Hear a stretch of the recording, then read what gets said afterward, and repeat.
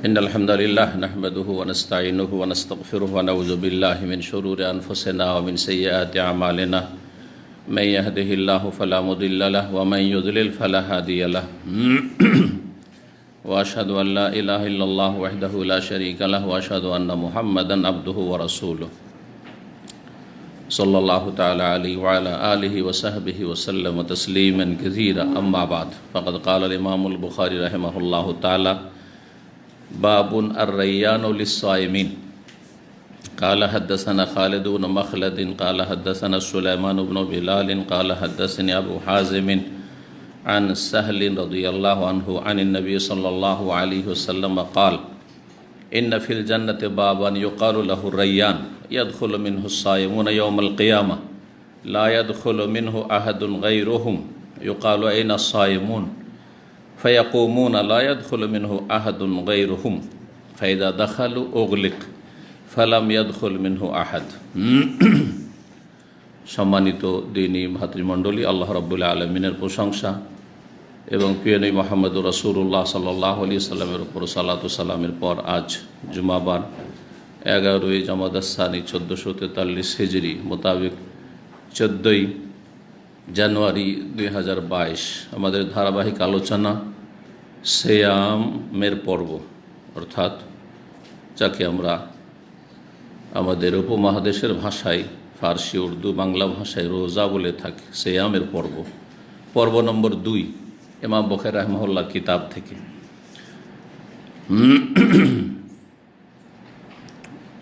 অধ্যায় নম্বর ইমাম বুখারী রাহিমাহুল্লাহর কিতাবের 4, বাবুন আর রাইয়ানুল লিসাইমিন। আজকের আলোচনা শুরু করার আগে গত সপ্তাহে যে অধ্যায়টি ছিল, অধ্যায় নম্বর 3, তাতে ছিল বাবুন আস-সাওমু কাফফারা। এই অধ্যায় হচ্ছে যে সিয়াম হচ্ছে কাফফারা, গুনাহ মোচনকারী, অর্থাৎ সিয়াম রোজার মাধ্যমে গুনাহ মানুষের কি হয়ে যায়, মোচন হয়, ঝরে যায়, নিশ্চিহ্ন হয়ে যায়। এর সাথে হাদিসের সম্পর্ক একটু সূক্ষ্ম, যদি একটু খেয়াল করা যায় তাহলে সম্পর্ক স্পষ্ট, কখনো কখনো একেবারে অস্পষ্ট থাকে। ইমাম বুখারী রাহিমাহুল্লাহর তরজমাতুল বাব, অর্থাৎ অধ্যায়ের সাথে হাদিসগুলির সম্পর্ক, এই জন্য এই বিষয়গুলি সম্পর্কে জেনে নেওয়া অত্যন্ত জরুরি। এতে রয়েছে ফিতনাতুর রাজুলি ফি আহলিহি ওয়া মালিহি ওয়া জারিহি তুকাফিরুহা সলাতু ওয়াস সিয়াম ওয়াস সাদাকা। মানুষের পরিবারের ক্ষেত্রে, ধন সম্পদের ক্ষেত্রে, প্রতিবেশীর ক্ষেত্রে যেসব ফিতনা হয়ে থাকে, অশান্তি হয়ে থাকে বা ভুলভ্রান্তি হয়ে থাকে, সেগুলির মোচনকারী ফিতনা, পাপ ও ফিতনা, বিভিন্ন পাপগুলি হয়ে থাকে মানুষের, এর কাফফারা হচ্ছে সালাত। সালাতের মাধ্যমে গুনাহ মোচন হয়। ও সিয়াম, সিয়ামের মাধ্যমে, রোজার মাধ্যমে গুনাহর মোচন হয়, কাফফারা হয়। ও সাদাকা, আর দান খেরাত সাদকা করলে গুনাহ মোচন হয়, যেমন বালা মুসিবত দূর হয়। এ হচ্ছে সম্পর্ক। তারপরে আজকের আলোচনা সরাসরি শুরু করি। গত সপ্তাহে সিয়ামের ভূমিকায় যেসব বিষয়গুলি আলোচনা করেছি তার মধ্যে রমজানের শাব্দিক অর্থ এবং তার সাথে রমজানের সম্পর্ক, এগুলি আলোচনা হয়েছে। সিয়াম শব্দের শাব্দিক অর্থ আর পারিভাষিক অর্থ বা শারঈ অর্থ নিয়ে আলোচনা হয়নি, সুতরাং সেটা বলে দেওয়া ভালো হবে। আর সিয়াম অথবা সওম আরবি ভাষাতে দুটোই বলা হয়। কোরআনে কারিমে দুটোই শব্দ আল্লাহ রাব্বুল আলামিন উল্লেখ করেছেন।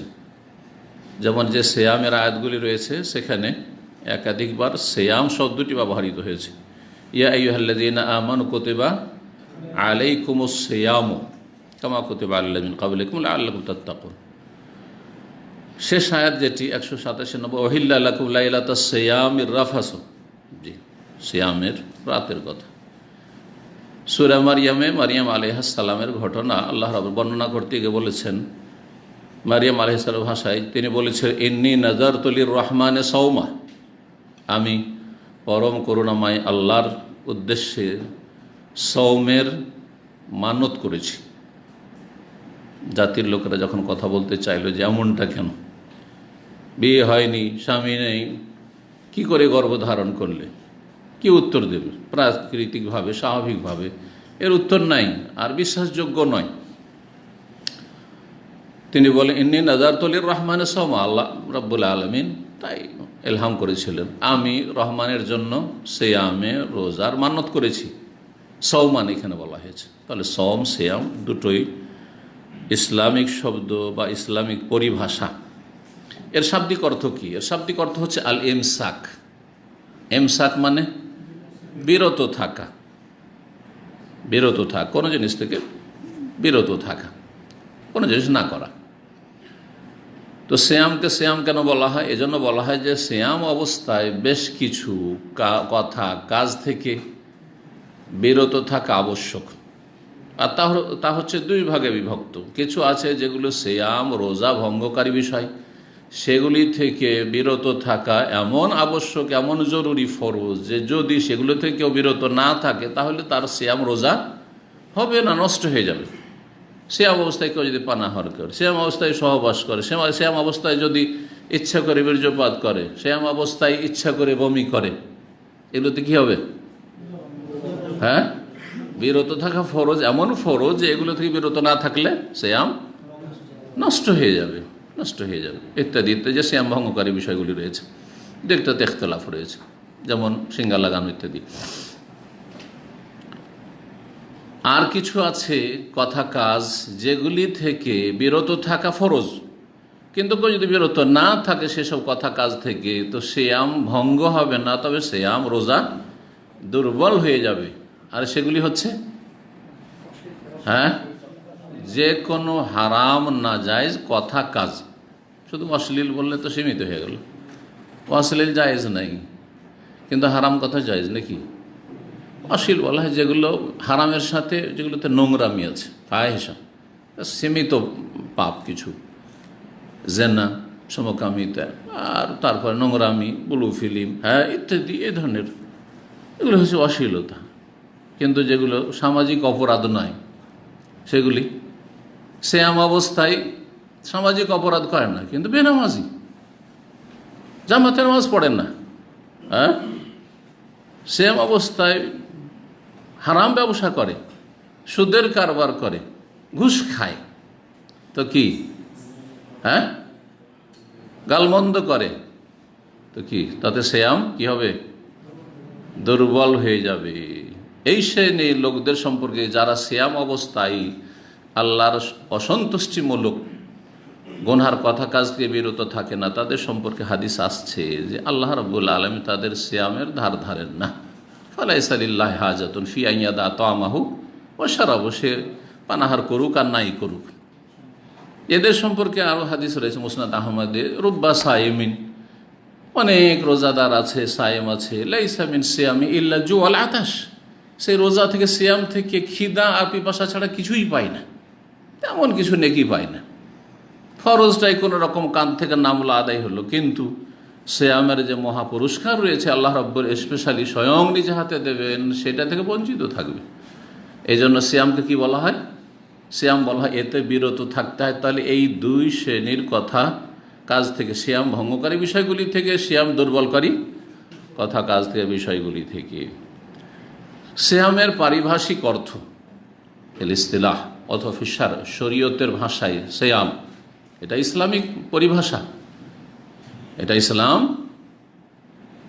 এই শব্দটিকে এই বিশেষ ইবাদত বন্দেগীর ক্ষেত্রে, বিশেষ ইবাদতের ক্ষেত্রে ব্যবহার করেছে। সেটা হচ্ছে কি? সিয়াম। আপনার একটা অমুসলিম কি বুঝাইতে পারবে এভাবে? কিন্তু একজন মুসলিম যদি মুসলিম হয় আর তারপরেও সে সিয়াম না বুঝাইতে পারে, ও আমরা সারাদিন পানাহার করি না, এই করি না, এটা কি আর হইল? অসম্পূর্ণ কথা হইল, তাই না? তাহলে আমাদেরকে জানতে হবে যে শরীয়তের পরিভাষায় সিয়াম কাকে বলা হয়। সিয়াম সম্পর্কে ইমাম শাওকানি রহমতুল্লাহ আলাইহি আর অন্য আইম্মা কিরামগণ, ইমাম শাওকানি তার প্রসিদ্ধ কিতাব নাইউল আওতার যে হাদিসের ভাষ্য রয়েছে, মদিনা ইউনিভার্সিটি তো এটা পড়ানো হয়, আমরা পড়েছি বিশেষ করে হাদিস ফ্যাকাল্টিতে। তো ইমাম শাওকানি ইয়ামান দেশের মুহাদ্দিস ছিলেন এবং শিয়া জাইদিয়া থেকে তিনি সালাফি আহলে হাদিস হয়েছেন, শিয়া থেকেও আহলে হাদিস হয়েছেন। এরকম মেলা আইম্মা কিরাম আছেন। আল্লাহ কাকে কখন হেদায়েত করে, শুধু সাধারণ মানুষ আপনার হেদায়েত হচ্ছে এরকম করেন, বড় বড় আলেম, এত বড় ইমাম, সে এক যুগে তার বংশধর সব শিয়া জাইদিয়া, এই যে হুসিদের বংশ, হুসিদের বংশ, ওই জাইদিয়ার আজকাল হুসি হয়ে গেছে, চরমপন্থী ইরানি ইসনা আশারে যে ফিরকা, পথভ্রষ্ট গোমরা, সাহাবায়ে কেরাম থেকে গালমন্দকারী এদের দলভুক্ত হয়েছে। আল্লাহ রাব্বুল আলামিন হেদায়েত তাকে প্রাণ থেকে শেষ করে দেওয়ার, মেরে ফেলার কয়েকবার চেষ্টা করেছে এই শিয়া জাইদিয়ারা এবং সহকারী রহমতুল্লাহ। অনেক কিতাব তার রয়েছে হাদিসের ফিকহের ওপর, অন্য অন্য আরও সাবজেক্টের ওপর রাহিমাহুল্লাহ তাআলা। তার সময়টা বেশি দিনের নয়, ইমাম মুহাম্মদ আবদুল্লাহ রহমতুল্লাহ আলাইহির সমসাময়িক, কাছাকাছি ওই সময়গুলোতে। তো তিনি বলছেন যে সিয়াম শরীয়তের পরিভাষায় ইমসাকুন মখসুসুন ফি জামানিন মখসুসিন বেশারায়েত মখসুসা। তিনটি কথা। ইমসাকুন, ইমসাক, কারণ সিয়ামের শাব্দিক অর্থ কি? ইমসাক, বিরত থাকা, বিশেষ বিরতির নাম, বিশেষ ধরনের বিরত থাকা। ফি জামানিন মখসুস, বিশেষ সময়। বেশারায়েত মখসুসা, বিশেষ শর্ত সাপেক্ষে, বিশেষ শর্তগুলিকে সামনে রেখে। জি হ্যাঁ, আল্লামা ইমাম ইবনে উসাইমিন রাহমাতুল্লাহ আলাইহি এইসব শরীয়তের পরিভাষাগুলি ব্যাখ্যা করতে গিয়ে সব জায়গায় তাআব্বুদ লিল্লাহ শব্দটি বাড়িয়েছেন বা বাক্যটি বাড়িয়েছেন। এটা ভালো, কারণ এই যে বিরত থাকা, এটা কিসের জন্য? আল্লাহর গোলামির বাস্তবায়নের জন্য, আল্লাহর ইবাদত বন্দিগির জন্য। তাআব্বুদ লিল্লাহি, আল্লাহর ইবাদত বন্দিগি করা, আল্লাহর দাসত্বের বাস্তবায়ন করা, গোলামির বাস্তবায়ন করা বেইমসাকিন মখসুস, বিশেষ বিরতির মাধ্যমে, ফি জামানিন মখসুস, বিশেষ সময়গুলিতে, বেশারায়েত মখসুসা, বিশেষ শর্ত সাপেক্ষে। ইমসাকুন বিশেষ বিরতির নাম, মানে সব কিছু থেকে বিরত থাকতে হবে না। কথা বললেন, ঘুমান, তাই না? স্ত্রীর সাথে গল্প করেন, হ্যাঁ, বহু কাজ জায়েজ, ডিউটি করেন, বক্তব্য করেন, ঠিক কিনা? যা পারেন তাই করেন, হজ করেন, ওমরা করেন, বা না হজের তো সময় না, কিন্তু ওমরা করেন, তওয়াফ করেন, সাফা মারা সাই করেন, বহু কাজ করেন, দিন দুনিয়া সব কাজই করেন, জায়েজ কাজ করেন, কিন্তু ইমসাকুন মখসুস, বিশেষ ধরনের পানাহার থেকে বিরত থাকা, আর যেসব রোজা ভঙ্গকারী সেগুলি থেকে বিরত থাকা, আর পাপাচার, পাপের কথা, কাজ থেকে বিরত থাকা, ইমসাকুন মখসুস। সব সময় 24 ঘন্টার নয়, ফি জামানিন মখসুস, বিশেষ সময় হচ্ছে শুভ সাদেক থেকে শুরু করে যখন পূর্ব আকাশ ফর্সা হয়ে গেল তখন থেকে, আজান দিক আর নাই দিক। আজান আগে দিলেও আপনি খেতে থাকেন, সময়ের আগে দিয়ে দিয়েছে। আজান দিচ্ছেন আর ফর্সা হয়ে যাচ্ছে, খেতে আছে, আজান তো হয়নি, সেটাও জায়েজ নাই। তাহলে আজানের সাথে সম্পর্ক যেমন সলাতের ওয়াক্তের নেই, কি আজান আগে দিছে পরে দিছে, যদি আগে পরে দেয় তো সেই আজান তার আজান, সেটা আসলে শরীয়তের নির্ধারিত সময়ের আজান নয়, অবলক্তে। ঠিক ওই রকমই শুভ সাদেক থেকে শুরু করে সূর্য অস্তমিত হওয়া পর্যন্ত আমাদের ভারত, বাংলাদেশ, পাকিস্তান হানাফিরা 5 থেকে 7-8 মিনিট পরে ইফতার করে, আর আজান দেয় ওই রকম 7-8 মিনিট পরে। ঠিক করে কি করে না? তাদের আপনার টাইম টেবিলগুলো দেখবেন ইফতারির, তাতে আহলে হাদিসদের সাথে কমপক্ষে 5 মিনিট পার্থক্য থাকে। তো এখন ওদের আজান ফলো করতে হবে না, আপনার কি ফলো করতে হবে? গরুবুশ শামস, সূর্য অস্তমিত হওয়া, ফি জামানিন মখসুস, শারায়েত মখসুস, বেশ কিছু শর্তের সাথে। সিয়ামের শর্ত রয়েছে, সিয়াম সবার জন্য নয়, সিয়ামের জন্য মুসলিম হইতে হবে, কাফের রোজা রাখলে কাজ হবে না, বালেগ সাবালক হইতে হবে, না বালকের সিয়াম ফরজ নাই, রাখলে সওয়াব পাবে। মুসলিম আকেল হইতে হবে, বিবেক সম্পন্ন, পাগলের ওপর থেকে কলম উঠিয়ে নেওয়া হয়েছে, বোঝা গেছে না? তারপরে মুস্তাতি, সক্ষম হইতে হবে, শারীরিকভাবে সুস্থতা থেকে সক্ষম হইতে হবে, মকিম হইতে হবে, এগুলো শর্ত। মকিম নাই, রোজা ফরজ নাই রমজানের। মুসাফিরি আছে, যখন আসবে তখন ওই দিনগুলো কাজা করবে। অসুস্থ আছে, অস্থায়ী অসুস্থ, তাহলে পরে সুস্থ হওয়ার পরে কাজা করবে। স্থায়ী অসুস্থ, তাহলে ফরজই নেই, ফিদিয়া দিবে তখন। স্থায়ী অসুস্থ, বার্ধক্য চলে এসেছে, অনেক বেশি, 80-90 বছর বয়স হয়ে গেছে। তা আশা করি সিয়ামের এই সংজ্ঞার মাধ্যমে আমরা অনেক মাসাইল সম্পর্কে জানতে পারলাম। আল্লাহ যেন তৌফিক দান করেন এইসব উপকারী ইলমকে ধরে রাখার এবং আমল করার। সিয়াম হচ্ছে তরবিয়ত, প্রশিক্ষণের মাধ্যমে কি করে মানুষ অভ্যস্ত হয় এই কাজগুলি করার। যে কোনো প্রশিক্ষণ, দিন হোক আর দুনিয়ার হোক, সিয়ামের মাধ্যমে আপনার প্রশিক্ষণ গুনাহ থেকে বাঁচার, লাআল্লাকুম তাত্তাকুন। সারাদিন আপনি গুনাহ করলেন না, গুনার কথা বললেন না, আর রাত্রে ইফতার করার পর সিগারেট ধরিয়ে দিলেন, ইফতার করার পরে আপনি জর্দা খাওয়া, হারাম খাওয়া শুরু করে দিলেন। ইফতার করার পরে আপনি হারাম কাজ শুরু করে দেন, হারাম দেখা শুরু করে দেন। না দিনে টিভি দেখবো না, দিনে সিরিয়াল দেখবো না, রাতে শুরু করে দিলেন। তো কী ট্রেনিং করলেন? কিছু ট্রেনিং করলেন না আপনি। দিনে আপনি সোশ্যাল মিডিয়া, ফেসবুকে খারাপ ছবি দেখছেন না, আর তারপরে শুরু করে দিলেন ইউটিউবে আর এতে ফেসবুকে। আউযুবিল্লাহ। তাহলে আপনার তরবিয়ত হয়নি। তাহলে লাআল্লাকুম তাত্তাকুনের যে লক্ষ্য উদ্দেশ্য, সেটা আপনি হাসিল করতে পারেননি। এই সিয়ামের তরবিয়ত হইতে হবে।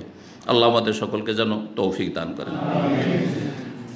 তারপরে ইমাম বুখারী রাহিমাহুল্লাহর অধ্যায় 80, 4 নম্বর অধ্যায় হচ্ছে আর রাইয়ানু লিস-সাইমিন। রাইয়ান নামক জান্নাতের দরজা বা জান্নাত হচ্ছে রোজাদারদের জন্য, সাইমিনদের জন্য স্পেশাল ভিআইপি গেট। 1896 নম্বর হাদিস, সাহাবী সাহল ইবনে সাদ রাদিয়াল্লাহু তাআলা আনসারী বর্ণনা করেছেন নবী সাল্লাল্লাহু আলাইহি ওয়াসাল্লাম থেকে। তিনি বলে, ইন্না ফিল জান্নাতে বাবা, নিশ্চয় জান্নাতে বিশেষ একটি দরজা আছে, ইউকালু লাহু রাইয়ান, যার নাম হচ্ছে আর রাইয়ান। রাইয়ান কেন নাম ওই দরজা? রাইয়ুন মানে হচ্ছে পানি পান করে তৃপ্তি লাভ করা। মানুষকে খিদা থাকলে খেয়ে দিয়ে পরিতৃপ্ত হয়, যে শারীরিক শান্তি আছে। উফ, প্রচণ্ড খিদার পরে যে কি খাওয়ার মজা লাগে, যা পাবেন আপনি সেটাই ভালো লাগবে। ঠিক ওই রকমই প্রচণ্ড পিপাসাতে বুঝতে পারবেন আল্লাহর নিয়ামতের কত, যে পানি কত মূল্যবান, পানির কত গুরুত্ব। তো রাইয়ুন মানে হচ্ছে পিপাসা দূরীকরণ, পানি পান করে পিপাসা দূরীকরণ। তো সিয়াম অবস্থায় মানুষ খিদার চাইতে বেশি পিপাসিত হয়, ক্ষুধার চাইতে বেশি পিপাসিত হয়, এবং পিপাসা মানুষকে বেশি কষ্ট দেয়। এই যে কষ্ট করে সিয়াম পালন করেছে, সেই জন্য এই কষ্টকে আল্লাহ রাব্বুল এমন স্থায়ীভাবে দূর করে দেবেন এই ভিআইপি গেটের মাধ্যমে। ওই ভিআইপি গেটের নামই হচ্ছে রাইয়ান। রাইয়ুন থেকে রাইয়ান মানে এমন দরজা যেটা আপনার চিরস্থায়ী পিপাসাকে দূর করে দিবে। তার আগে হৌজে কাউসার, এসব যারা রোজাদার তাদের হৌজে কাউসার একবার পানি পান করবে, মানে শারিবা মিনহু লাম ইয়াজমা আবাদা, নবী সাল্লাল্লাহু বলছেন। নবী সাল্লাল্লাহু আলাইহি ওয়াসাল্লাম মুবারক হাত থেকে হৌজে কাউসার পানি যে একবার এক ঢোক পান করে নেবে, শারবাতান এক ঢোক পান করে নেবে, কখনো তাকে আর পিপাসা লাগবে না, কখনো পিপাসা লাগবে না। আল্লাহ যেন আমাদেরকে নসিব করে হৌজে কাউসার, নবী সাল্লাল্লাহু শাফাআত এবং রাইয়ান দরজা। রাইয়ান দরজা রোজাদারদের জন্য। এই যে কথাটি আছে, এটা বক্তারা অনেক সময় এমনভাবে বলে দেয় যে মানুষ মিসগাইডেড হবে, ভুল বুঝবে। তার মানে কেউ ফরজ রোজা না রেখেও জান্নাতে যাবে নাকি? এটা কেমন কথা হইলো? জাহান্নামে যেতে হবে ওকে। তবে আল্লাহর ইচ্ছা, আল্লাহর রহমত যদি হয়, সে কাফের হয়ে মরেনি, ফাসিক পাপিষ্ট, তবে জাহান্নামে যেতে হবে। কারণ একটা ফরজ, ইসলামের 5টি রুকনে যে কোনো ফরজ রুকন ত্যাগ করা, রোজা না রাখা, জেনার চাইতে বড় গুনাহ, মদ খাওয়ার চাইতে বড় গুনাহ, সুদ খাওয়ার চাইতে বড় গুনাহ, ঘুষ খাওয়ার চাইতে বড় গুনাহ, হারাম ব্যবসার চাইতে বড় গুনাহ। এত ছোট মনে করলে হবে না যে রোজা ছেড়ে কোনো ব্যাপার না, রোজা রাখেন। এখানে গরমের দিনে দেখা গেছে, যাতে ইফতার ক্যাম্পে আমরা দীর্ঘদিনের অভিজ্ঞতা রয়েছে, 20-21 বছরের। ইফতার ক্যাম্পে আমাদের কিছু দিনদার ভাইরা আসতো, বলছে শেখ আমি গোটা রুমে 10 জন 12 জন থাকি, শুধু আমি রোজা রাখি, আর কেউ রোজা রাখে না, সবগুলি ইফতার করতে আসে। এত সোজা মনে করলে হবে না। মদ খোরের চাইতে নিকৃষ্টই যে রমজান মাসে রোজা রাখেন অথচ সুস্থ, ঘুষ খোরের চাইতে নিকৃষ্ট, সুদ খোরের চাইতে নিকৃষ্ট। জি, তো তাহলে রোজাদারের জন্য ভিআইপি গেট মানে কি? শুধু ফরজ রোজা নয়, যে বেশি বেশি ফরজের সাথে সাথে বেশি বেশি, ফরজ তো অবশ্যই হেফাজত করে, এটা তো জরুরি প্রত্যেক মুসলিমের জন্য, সুস্থ মুসলিমের জন্য, মুকিম মুসলিমের জন্য। তার সাথে সাথে বেশি বেশি সুন্নত নফল সিয়াম পালন করে রোজা রাখে, এই হচ্ছে উদ্দেশ্য। তো চলেন হাদিস দেখেন। জান্নাতে একটি দরজা রয়েছে যাকে রাইয়ান বলা হয়, ইয়াদখুলু মিনহু সাইমুন ইয়াউমাল কিয়ামা, কিয়ামতের দিনে সেই ভিআইপি দরজা দিয়ে রোজাদারগণ প্রবেশ করবেন। লা ইয়াদখুলু মিনহু আহাদুন গায়রু, তাদের ছাড়া অন্যরা কেউ সেটা দিয়ে প্রবেশ করবে না। তার মানে যে শুধু রমজানের রোজা রেখেছে আর অন্য সময় রোজা রাখেনি, তাদের জন্য এই ভিআইপি গেট নাও হইতে পারে। অথবা কিছু লোক আছে অতীত 15 বছরে সেই রোজা ফরজ হয়েছে, তারপরে এটাও ব্যাখ্যা করা যেতে, 15 বছর রোজা ফরজ হয়েছে, 5-10 বছর 20 বছর রোজা রাখেনি, পরে তওবা করে সংশোধন হয়েছে, রোজা রেখেছে, তাহলে তওবা করলে আল্লাহ মাফ করবেন। কিন্তু ওই যে ঘাটতি থেকে গেছে, আর ঘাটতি কমপ্লিট হয়নি, ফরজে ঘাটতি থেকে গেছে, অনেক রোজা অনেকে ছেড়ে দিয়েছে, বিনা ওজরে শরীয়তে ওজর ছাড়া ছেড়ে দিয়েছে, তাদের জন্য এই ভিআইপি গেট নয়। তাদের জন্য ভিআইপি, যদিও তাদের তওবা কবুল হয় আর জাহান্নামে আল্লাহ না দেন, তবুও তারা ভিআইপি গেট দিয়ে প্রবেশ করতে পারবে না। ইউকালু, তাদেরকে বলা হবে আইনা সাইমুন, তাদের খোঁজ করা হবে, ফেরেশতারা খোঁজ করবেন কোথায় সে রোজাদার। জি, যেমন এয়ারপোর্টে খোঁজ করা হয়, তাই না, বিশেষ বিশেষ যাত্রীর খোঁজ করা হয়। জি, যারা ওই রকম ভিআইপি রয়েছে তাদের জন্য লঞ্চের ব্যবস্থা রয়েছে, তাদের জন্য কি ভিআইপি খাওয়া দাওয়ার ব্যবস্থা রয়েছে, আর ভিআইপি সেখানে অবস্থানের ব্যবস্থা রয়েছে। ফ্লাইটটা ঠিক ছাড়তে যাচ্ছে সেই সময় নিয়ে এসে একবারে স্পেশাল কারে, আপনার বিএমডব্লিউতে মার্সিডিজে নিয়ে এসে একবারে প্লেনের গেটে উঠিয়ে দিয়ে ভিতরে ঢুকিয়ে দিয়ে আপনার বোর্ডিং পাস ধরিয়ে দিচ্ছে। কোনোদিন এই অভিজ্ঞতা আছে? অভিজ্ঞতা নাই। তো এগুলো আপনার ওই রকম ভিআইপি গেস্ট যারা হয় তাদের এইরকম সুযোগ সুবিধা আসে। জি,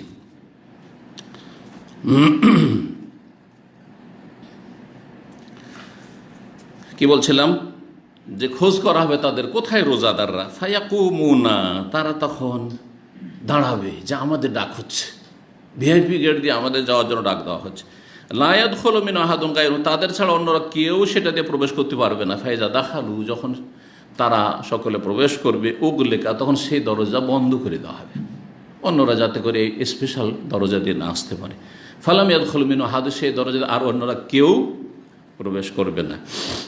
1897 নম্বর হাদিস, আবু হুরায়রা রাদিয়াল্লাহু তাআলা আনহু থেকে বর্ণিত, তিনি বলছেন আন্না রাসূলুল্লাহ সাল্লাল্লাহু আলাইহি ওয়াসাল্লাম বলেছেন, মান আনফাকা যাওজাইন ফি সাবিলিল্লাহ, যে ব্যক্তি আল্লাহর রাস্তায় জোড়া জোড়া খরচ করবে। যাওজাইন স্বামী স্ত্রীকে বলা হয়, হ্যাঁ, যাওজাইন, যাওজ মানে স্বামী, আর যাওজাতুন মানে স্ত্রী, আর যাওজান মানে স্বামী স্ত্রী, আর যাওজান মানে জোড়া জোড়া। তো স্বামী স্ত্রীকে যাওজাইন কেন বলা হয়? কারণ জোড়া জোড়া। ওয়া খালাকনাকুম আজওয়াজা, অমিন কুল্লি শাইইন খালাকনা যাওজ, বলেছেন যে কোনো জিনিস খরচ করেন আপনি একটা না দুটা রিয়াল খরচ করলেন, 2 রিয়াল কমপক্ষে, তার বেশি। খাবার দিলেন, 2 মিসকিনকে খাবার দিলেন, হ্যাঁ, কাজ করলেন, একটি কাজ দুটো করলেন আপনি, সেটাকে ডবল করলেন আপনি। জি, এইভাবে নৌদিয়া মিন আবওয়াবিল জান্নাহ, তাদেরকে জান্নাতের দরজাগুলি দিয়ে আহ্বান করা হবে, ডাকা হবে। ইয়া আব্দুল্লাহ, হে আল্লাহর বান্দা, হাযা খাইর, এটি হচ্ছে তোমার জন্য বড়ই কল্যাণকর, মঙ্গলজনক। ফামান কানা মিন আহলিস সালাহ, যারা হচ্ছে সলাতওয়ালা, সলাতওয়ালা মানে শুধু ফরজ নামাজ পড়েছে এরকম নয়, ফরজ সলাতের সাথে সুন্নতের রাতে বা 12 রাকাত 10 রাকাত পড়েছে, তাহাজ্জুদ পড়েছে। ফরজ সালাত সবচেয়ে উত্তম নফল হচ্ছে কি? তাহাজ্জুদ। তাহাজ্জুদ যদি কেউ না পড়তে পারে, সালাতুল দোহা পড়েছে, অথবা তাহাজ্জুদ এবং তার সাথে সালাতুল দোহা পড়েছে। জি, এইরকম যখনই উজু করেছে তাহিয়াতুল উজু পড়ে নিয়েছে, যখনই মসজিদে প্রবেশ করেছে তাহিয়াতুল মসজিদ পড়েছে, এইভাবে। জি, যারা আহলুস সালাহ, ফামান কানা মিন আহলিস সালাহ, যে সালাতওয়ালা হবে, দুইমি বাবিস সালাহ, স্পেশাল ভিআইপি গেট হচ্ছে সালাত। জি, আগে সলাতের গেটের কথা বলা হয়েছে, তাই বোঝা যাচ্ছে সলাতের গেটের গুরুত্ব রাইয়ান গেটের চাইতে, রাইয়ান ভিআইপি দরজার চাইতে বেশি। এটা অনেকে রোজার ফজিলত শুধু বয়ান করেন, কিন্তু নামাজের ফজিলত যে এত বেশি, কারণ 5 ওয়াক্ত সলাত হচ্ছে লা ইলাহা ইল্লাল্লাহ মুহাম্মাদুর রাসূলুল্লাহ, আপনি এই কালেমা শাহাদাত সাক্ষ্য প্রদান করেছেন, এর বাস্তব প্রমাণ একবার নয়, বছরে। কারণ রোজা রমজান তো বছরে একবার, একটা মাস মেলা কেউ মুসলিম সমাজের ইবাদতবন্দি করে, এমন ইবাদতবন্দি করে যে একদিনে তারাবি পর্যন্ত ছাড়ে না। আমি এই ময়দানে থেকে দেখেছি, জি, যে শেখ এই মাসে একদিন তারাবি মিস করিনি আমি, মাশাআল্লাহ। তো যদি জিজ্ঞাসা করা হয় ফজর এই বছরে, বলছে ও তাই না, অথচ ফজর গুরুত্ব এই রমজানে, তারাবি কেন? রমজানের রোজার চাইতে বেশি গুরুত্ব বেশি। এটা বাস্তব প্রমাণ। আপনি ফজরে জামাতে আসতে পারছেন, ফজরের টাইম মতো জাগতে পারছেন, আপনি মোনাফেকি মুক্ত, আপনি মোনাফেক না। আর ফজর ছেড়েই দিলেন, সূর্য উঠে গেল, তাহলে কুফরি থেকে মুক্ত না আপনি। উঠছেন, নামাজ পড়ছেন, কিন্তু অলসতার সাথে, মোনাফেকের চরিত্র। মসজিদে আসেন না আপনি অলসতার কারণে, এই হ্যাঁ, তাহলে মুনাফিকের চরিত্র। আসছেন কিন্তু ওই শেষখানে এসে কোনো রকম করে দৌড় দিয়ে এসে সালামের এখানে মজবুক হয়ে ডেইলি ওই রকম স্বভাব, তাহলে মুনাফিকের চরিত্র এগুলো লক্ষণ। জি জি, অহম কোসা, আল্লাহ কি বলেছেন? কোসা আল্লাহ আল্লাহ খাদেহম ওয়াইজা কামু ইলা সলাতে কামু কোসা আল্লাহ। মুনাফিকদের চরিত্র হচ্ছে সলাৎ পড়লেও অলসতা ভরে সলাৎ আদায় করে, এইরকম নয়। তো যারা সলাৎওয়ালা স্পেশাল তাদেরকে বাবুস সলাৎ দিয়ে ডাকা হবে। তাহলে একটা ভিআইপি গেট হচ্ছে বাবুস সলাহ, ওর নামই হচ্ছে বাবুস সলাহ। ওমান কানামিন আহলিল জিহাদ, আর যারা জিহাদওয়ালা, আল্লাহর রাস্তায় জিহাদের সুযোগ পেয়েছে, মানে জিহাদ করলে তো হবে না, জিহাদের সুযোগ থাকতে হবে, জিহাদের শর্ত রয়েছে। রোজার যদি শর্ত থাকে তো জিহাদের শর্ত নেই। অথচ রোজা ব্যক্তি জীবনের এমন যে কোনো পরিবেশে যদি আপনি সিয়াম পার রোজা রাখেন, সারা দুনিয়া জানতে পারবে না, কিছুই করতে পারবেন না আপনার রোজা, পারবে? পারবে না, লুকায়িত জিনিস। তার জন্য শর্ত হচ্ছে সুস্থতা, তার জন্য শর্ত হচ্ছে মুকিম থাকা, তাই না? একটু আগে বললাম। তাহলে জেহাদের জন্য শর্ত নেই, জেহাদের জন্য শর্ত হচ্ছে মুসলিম শাসকের নেতৃত্ব। ইন্নামাল ইমাম জন্না সাহিব হাদিস, ইমাম হচ্ছে ঢাল। এই নয় যে মুফতি সাহেব শুরু করে দিয়েছে ঘোষণা, বক্তা সাহেব শুরু করে দিয়েছে ঘোষণা, না না, নেতা সাহেব আমিরে জামাত শুরু করে দিয়েছে ঘোষণা, না না না, মেম্বারে চড়ে দাঁড়িয়ে ঘোষণা, এগুলো হচ্ছে ফাসাদ, এগুলো জেহাদ নয়। কথা বুঝতে পারছেন? আর শর্ত হচ্ছে মুসলিমদের এতটা শক্তিশালী হওয়া, ওই মুসলিম নেতারও এতটা শক্তিশালী হওয়া, যেই নেতা ঘোষণা করবে যে তাতে বিজয়ের সম্ভাবনা রয়েছে। কি রয়েছে? বিজয়ের সম্ভাবনা। বিজয়ের সম্ভাবনা নেই, কয়টা লোক আর রাস্তায় নেমে গেলেন, পাপ হইতে দেব না, সবগুলির মাসা মিটিয়ে দিবে, তাই না? তো এটার নাম কি? যে খুব জেহাদে বেরিয়েছেন আর সবগুলিকে বন্দি করে নিয়ে গিয়ে একবারে মেহমানখানাতে নিয়ে গিয়ে ঢুকিয়ে দিল, আর বেরোতে পারবেন না, রোদ্রের ছায়া দেখতে পারবেন না, বা রৌদ্র দেখতে পাবেন না আপনি। এর নাম ইসলাম নয়। জি, তো এই জন্য নবী সাল্লাল্লাহু আলাইহি সাল্লামের চোখের সামনে মার খাচ্ছে, নিজেও সুবহানাল্লাহ, নবী সাল্লাল্লাহু আলাইহি সাল্লামের কাঁধে ভুড়ি চাপিয়ে দিচ্ছে কাফেররা। নবী করিম সাল্লাল্লাহু আলাইহি সাল্লাম শেষ দিকে বদদুয়া দিয়েছেন মাঝে মধ্যে, কিন্তু আবু জাহলকে বলেছেন সরাসরি, তোমার উপর লানত হোক, তুমি এরকম জুলুম অত্যাচার করাচ্ছ, তুমি একটা তাগুত। একটা শব্দ কোনো হাদিসে দেখাইতে পারবেন সিরাতুন নবীতে যে আবু জাহাল তাগুত? এই আবু জাহাল ফেরাউন, আবু জাহাল ইসলামের দুশ্মন, খুনি। আজকাল কিন্তু মুসলিমের, আপনারা মুসলিম শাসকদেরকে কি বলছেন? খনি সরকার, অমুক সরকার, তাগুত সরকার বলছেন না? বলছেন না? এটা ইসলাম? কি বুঝেছেন ইসলামের? তো বিজয়ের সম্ভাবনা জরুরি শর্ত। তো শুধু জেহাদকে ফাসাদে পরিণত করলে হবে না। জেহাদ আপন জায়গায় জেহাদ আছে, থাকবে কিয়ামত পর্যন্ত, কিন্তু সবসময়ই থাকবে, সব জায়গায় থাকবে জরুরি নয়। আর সবসময় সে জেহাদ মানে অস্ত্রের জেহাদ না, ইলমের জেহাদ, দাওয়াতের জেহাদ। শেখ ওসামা হাজি হাফেজাহুল্লাহ তাআলা দাওমামের খুব বড় আলেম, কিন্তু তিনি প্রচার বিমুখ, মানে সোশ্যাল মিডিয়াতে আসতে চান না। আমাদের উস্তাদ উনি। আমি যেসব আলেমদেরকে খাস অলিউল্লাহ মনে করি তাদের একজন উনি। সব আলেমকে অলিউল্লাহ মনে করি না, কারণ দেখি দিন, তাকওয়া, পরেশগারি, আমার কাছে তিনি আদর্শ, আমার তার থেকে অনেক কিছু শিখার রয়েছে, ইমান, তাকওয়া। তখন বলি সত্যিকার এরাই হচ্ছে অলিউল্লাহ। তো তিনি বলছেন যে দাওয়াতের জেহাদ আর এলমের জেহাদ তরবারির জেহাদ চাইতে গুরুত্বপূর্ণ। তরবারির জেহাদের মাধ্যমে সাধারণত জমি দখল করা হয়, যে এই এলাকাটা আমাদের হস্তগত হইল, ঠিক না? যেমন পারস্য দেশ, রোম সাম্রাজ্য, ওমর রাদিয়াল্লাহু জামানায় মুসলিমদের হস্তগত হয়েছে, ঠিক কিনা? একটা দেশ পেয়ে গেলেন, একটা অঞ্চল পেয়ে গেলেন, সেই এলাকার লোকের মাঝে ইসলাম এখন দাওয়াত দিচ্ছেন, বিভিন্ন দিক রয়েছে তার। কিন্তু এলমের জেহাদ আর দাওয়াতের জেহাদি এমন যে এমন এমন ঘরে, সারা পৃথিবী কিন্তু হাতের মুঠে এই সোশ্যাল মিডিয়ার যুগে, তাই না? আপনার এলম এইখানে বসে, আপনার ঘরে বসে, নিজের নিজের জায়গায় বসে এমনভাবে এলেম ছড়িয়ে দিলেন, আর এমন ঘরে গিয়ে পৌঁছে গেল, এমন দেশে পৌঁছে গেল যেখানে সমস্ত কাফের, সমস্ত পাপী, সমস্ত নাস্তিকের ঘরে তার মেয়ে সহি আকিদার হয়ে গেল, সালাফি। হ্যাঁ, মুনাফিকের ঘরে, নাস্তিকের ঘরে, কাফের ঘরে, ইহুদি খ্রিস্টানদের ঘরে ইসলাম কবুল করছে, লা ইলাহা ইল্লাল্লাহ মুহাম্মাদুর রাসূলুল্লাহ আদেশ দিচ্ছে। কারো ছেলে, কারো মেয়ে, কারো স্ত্রী, কারো স্বামী, করছে না? করছে না? এটা কিসের জিহাদ? এলমের জিহাদ, দাওয়াতের জিহাদ। সূরা ফুরকানে আল্লাহ এই জিহাদের কথা বলেছে, ফালা তুতিল কাফিরিন ওয়াজাহিদহুম বিহি জিহাদান কাবীরা। জাহিদহুম বিহি মানে বিল কোরআন। ফুরকানের কথা আলোচনা চলছে, কোরআন কারীমের কথা আলোচনা চলছে।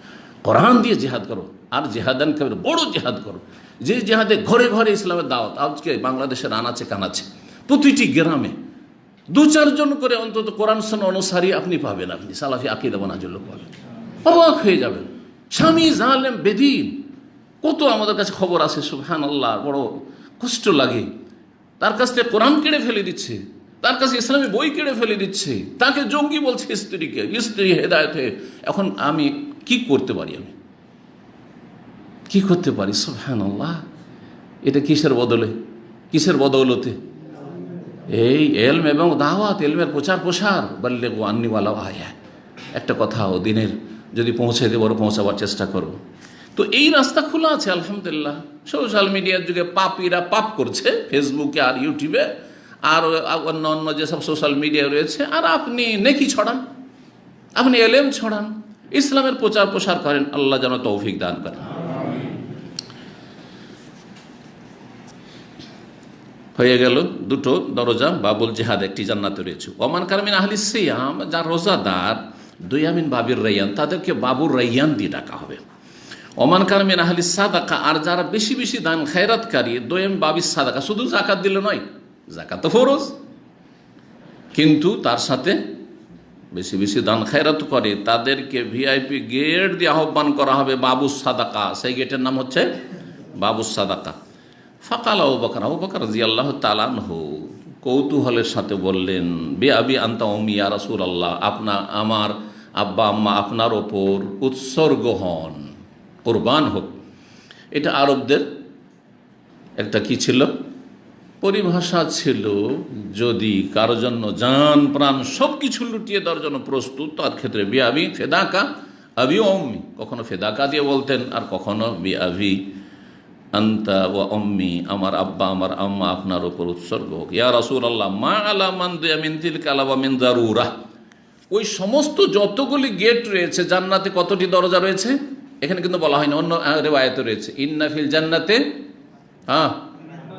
সামানিয়াত আবওয়াব, জান্নাতে 8টি দরজা রয়েছে। কয়টি দরজা রয়েছে? 8টি দরজা রয়েছে। এগুলো হচ্ছে বড় বড় ফাটক গেট, বড় বড় ফাটক। যেমন আপনার বিল্ডিং, ভিলা বাড়ি করেছেন, সেখানে একটা বড় ফাটক আছে না নেই? আর তারপরে তখন ভিতরে ঢুকলে মেলা দরজা, ঠিক কিনা? তো কি বলছেন আবু বকর সিদ্দিক রাদিয়াল্লাহু তাআলা, ইয়া রাসূলুল্লাহ, কি বলছেন? মা আলা মান দুয়া মিন তিলকাল আবা মিন দারুরা, এই সমস্ত দরজা দিয়ে কাউকে ডাকা হোক, এটার কোনো প্রয়োজন নেই, জরুরি নয়। মানে সবগুলো দরজা দিয়ে আসো আসো আসো এরকম করা হবে, এটার দরকার আছে না? একটা দিয়ে ডাকলে কাজ হয়ে যায়? বুঝেন না কথা? আরে ভাই, যদি আপনাদেরকে ডাকে, কেউ ডাকছে কোনো জায়গায়, যেমন দাওয়াত আছে আর কয়েকটা গেট আছে আপনার ওই আপনার কমিউনিটি হলে ঢোকার, তো সবগুলি গেট দিয়ে আসেন আসেন আসেন করতে হবে না? একটা দিয়ে ডাকলেই কাজ হয়ে যায়, একটা দিয়ে ঢুকলেই তো খেতে পাবেন, ঠিক কিনা? তো জান্নাতে একটা দরজা দিয়ে ডাকলেই তো এনাফ, যথেষ্ট। কিন্তু তারপরও আমার একটা কৌতূহল, প্রশ্ন জাগে, এমন কি কোনো আল্লাহর বান্দা আছে যাকে এই 8টা গেটের সবগুলি দিয়ে ফেরেশতা ডাকবে?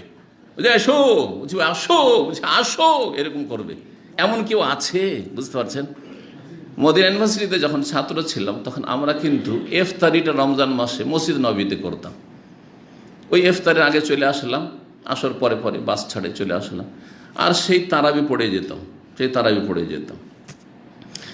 তো মদিনা মসজিদ নববীতে আপনারা জানেন ইফতারির 3টা স্তর আছে। করোনার আগের যুগের কথা বলছি, এখন অবস্থা অনেক পাল্টে গেছে পৃথিবীর। 3টা স্তর আছে। একটা হচ্ছে একবারে পুরাতন মসজিদে, পুরাতন যেটা মসজিদ আগের যুগের, সেখানে শুধু খেজুর পাবেন, গাহুয়া পাবেন, আর চা পেতে পারেন, খেজুর চা আর গাহুয়া পর্যন্ত পাবেন।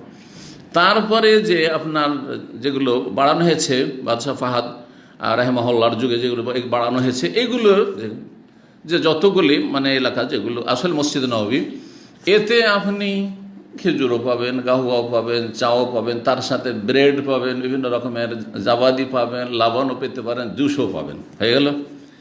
কে বলছেন না, আমি কিন্তু ওই ভাতুয়া, বাঙালি ভাত খেতে হবে, আমার বিরিয়ানি খাওয়া লাগবে, তাই না, অথবা খিচুড়ি খাওয়া লাগবে। তাহলে আপনি বাইরে যে সাহা আছে, খোলা চত্বর আছে, ওগুলোতে বসে যান, ওইটাও পেতে পারেন আপনি, যে যা আনছে ওখানে খাওয়াচ্ছে।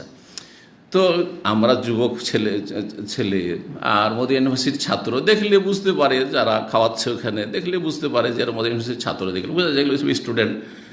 আর তারপরে দাঁড়িয়ে দেখে আর সবাই ডাকাডাকি করে, টানাটানি শুরু করে। কতদিন যে এরকম হয়েছে, একজন আমার এক হাত ধরে টানছে, আরেকজন আর এক হাত দিয়ে টানে। ও বলছে যে আমার দস্তরখানে বলছে আমার দস্তরখানে আসে, শুধু আমার সাথে না সবার সাথে এরকমটাই করে। সুবহানাল্লাহ। যেটা মক্কাতে হয় না, কিন্তু কারণ মক্কাতে লোক সংখ্যা বেশি আর ইফতার দানকারীদের সংখ্যা কম। পক্ষান্তরে মদিনায় ইফতার দানকারীদের সংখ্যা অনেক অনেক বেশি, যে পার্থক্যটা দেখতে পেয়েছি ছাত্র জীবন থেকে। কারণ মক্কাতেও থেকেছি এতে কাফের, আলহামদুলিল্লাহ দুই বছর থেকেছি ছাত্র জীবনে হারামে। তো ওইখানে অনেক সময় একটু আগে না আসলে নিজে তলাশ করে বসতে হয় যে কোনখানে বসবো ইফতার করতে। কিন্তু মদিনাতে আপনাকে টেনে হেঁচড়ে নিয়ে যাবে যে আমার কাছে আসো ইফতার করতে, বুঝতে পারছেন? তো জান্নাতে কি এমন কোনো ব্যক্তি হবে যে সবকে টানাটানি করবে যে আইসো আইসো আইসো, 8টা গেট দিয়ে না একটা দিয়ে ঢুকলেই তো হইল? কিন্তু এমন কোনো ব্যক্তি আছে আল্লাহর বান্দা, এমন উচ্চ স্তরের মুমিন, যাকে সবগুলি দরজা দিয়ে আহ্বান করা হবে, আপ্যায়ন করা হবে। ফাহালিউদ আহাদুন মিন তিলকাল আবওয়াবি কুল্লিহা, এমন কোনো ব্যক্তি আছে যাকে এই সমস্ত দরজাগুলি দিয়ে আহ্বান করা হবে, ডাকা হবে? কালা নাম, হ্যাঁ অবশ্যই। এমন এমন নেক বান্দা আছে যাদেরকে সব যেখানে যাবে, যেদিকে যাবে, বাবুর সালাদ দিয়েও ডাক, বাবুর সাদাকা দিয়েও ডাক, বাবুল জিহাদ দিয়েও ডাক, বাবুর রাইয়ান দিয়েও ডাক, সবগুলো দিয়ে, জি, বাবুল হাজ দিয়ে ডাক, জি।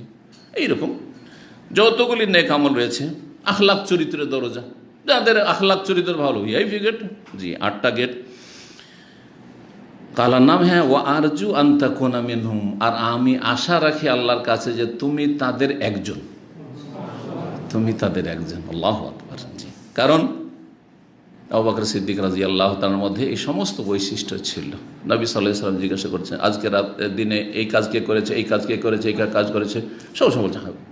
সবটার উত্তর কি বলছেন? আনা ইয়া রাসূলুল্লাহ, আনা ইয়া রাসূলুল্লাহ, আনা ইয়া রাসূলুল্লাহ। জি, তো যার মধ্যে সার্বিক কল্যাণ, বিভিন্ন দিকের নেক আমল রয়েছে, সেই ব্যক্তিকে সব দরজাতে ডাকা হবে। 5 নম্বর অধ্যায় বাবুনি অধ্যায় হচ্ছে হালিও কালো রমজান আও শাহর রমজান। এ অধ্যায় হচ্ছে যে রমজান বলতে হবে না রমজান মাস বলতে হবে। কেউ যদি বলে রমজানে রোজা রেখেছি, আরেকজন বলছে রমজান মাসে রোজা রেখেছি, কোনটা সহি না দুটোই সহি? হ্যাঁ, কিন্তু এই মর্মে একটা জয়ীফ হাদিস রয়েছে, দুর্বল হাদিস রয়েছে। সেই হাদিসটা যে দুর্বল, এবং যারা এই ধারণা পোষণ করেছে যে রমজান বলা যাবে না, রমজানের সিয়াম বলা যাবে না, রমজান মাসের সিয়াম, সোমতো রমাদানা বলতে হবে না, সোমতো শাহর রমাদান, আমি রমজান মাসের রোজা রেখে সিয়াম রেখেছি বলতে হবে, এই মর্মে যে হাদিস রয়েছে সেটি ঠিক নয়। তাই রদ করতে বলছেন হালিও কালো বলতে হবে রমজান না শাহর রমাদান, রমজান মাস বলতে। ওমান রাকুল্লাহু আসিয়ান, আর ওই সব আইম্মা এখানে ওলামাদের কথা যারা বলছে সবটাই ঠিক, এই ক্ষেত্রে হ্যাঁ স্বাধীনতা ছাড় রয়েছে, যার যেটা ইচ্ছা বলেন। নবী করিম সাল্লাল্লাহু আলাইহি ওয়াসাল্লাম বলেছেন মান সামা রমজানা, যে রমজানের সিয়াম পালন করলো, সাহারা শব্দটি বলেননি। এইরকম মেলা হাদিস। ওয়াকালা, আরও বলেছেন লা তাকাদ্দামু রমজান, রমজানের আগে সিয়াম শুরু করে দিও না, 28-29 থেকে শুরু করে দিলেন। হ্যাঁ, যেমন আমরা ভিআইপি যদি আমাদের গেস্ট আসে তো কি করি, কমপক্ষে বাড়ির বাইরে আগে থেকে গিয়ে দাঁড়িয়ে থাকি, আসবে বাড়ির বাইরে থেকে রিসিভ করতে হবে, তার কারের দরজাটা নিজেই খুলে করে না আমাদেরকে করে, আমাদের হোটেলে আসার দরজা খুলে দিবে, আবার দরজাটা বন্ধ করে দিবে, হ্যাঁ যখন এসে দরজা খুলে আবার নামাবে, ইত্যাদি ইত্যাদি। তো এইরকম করে। আবার এমনও ভিআইপি রয়েছে তার জন্য 2-4-5 কিলোমিটার পর্যন্ত একবারে গালিচা টালিচা বিছিয়ে আর 2 দিকে লাইন লাগিয়ে সব কি করছে, হ্যাঁ ওয়েলকাম করছে, স্বাগতম জানাচ্ছে। তো এইরকম অনেকের ধারণা যে রমজান মাস এত মোবারক মাস, 2 একদিন আগে থেকে শুরু করে দিই, অথবা কি জানি যদি চাঁদ দেখতে কেউ ভুল করে সুতরাং একদিন আগে শুরু করে দিই, না, গুনহার কাজ। এগুলো হচ্ছে গুনাহগার রাসূলুল্লাহ সাল্লাল্লাহু আলাইহি ওয়াসাল্লাম নাফরমানি ফাকাদ আসা আবুল কাসিম সাল্লাল্লাহু আলাইহি ওয়াসাল্লাম যেমন বলেছেন।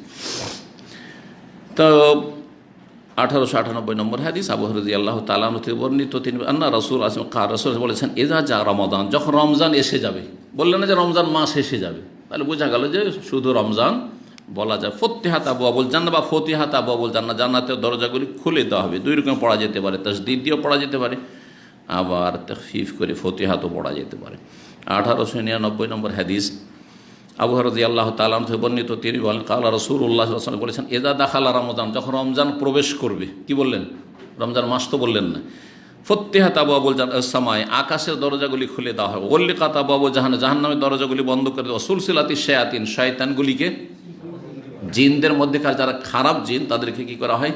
শেকলাবদ্ধ করে দেওয়া হয়, বেঁধে দেওয়া হয়। কিন্তু তারপরেও পাপী কেন থাকে রমজান মাসে? জিন শয়তান তো বেঁধে দেওয়া হয়েছে।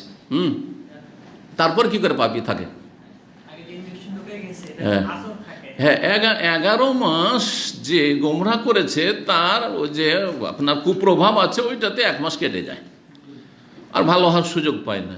এটা একটা উত্তর। আর একটা উত্তর আছে, জিন শয়তানকে বেঁধে দেওয়া, কিন্তু মানুষ শয়তান তো বেঁধে দেওয়া হয় না।